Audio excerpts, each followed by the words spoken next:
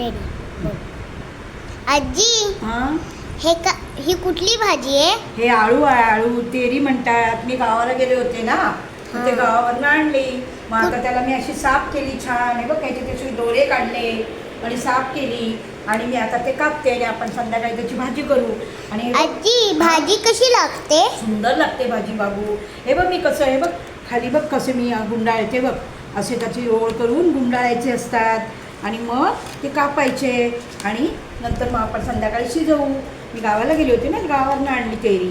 तुला पण हां. आवडते ना? हा कुठे भेटली तुला ते?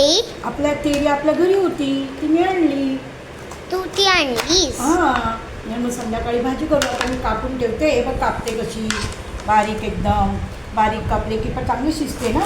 म्हणून मी बारीक आजी कापते. अशी राऊंड राऊंड करून त्याच्यामध्ये टाकून अशी का कापतेस तू? ती राऊंड राऊंड केली करूनच कापावी लागते ना. ती सगळे ते दांडे बाहेर पडतात ना, म्हणून ते राऊंड राऊंड करून कापायला लागते. आणि मग ती अच्छा. संध्याकाळी आपण त्याच्यात मके टाकू, शेंगदाणे टाकू आणि छानपैकी त्याचा आपण सब भाजी करू. तुला पण आवडते ना भाजी ती? हां. हां, मग आपण ती भाजी करायची आणि संध्याकाळी आपण त्यात चिंच टाकतो. आपण संध्याकाळी टाकू आणि मग सगळ्यांना दाखवू आपण, हो की नाही? हां.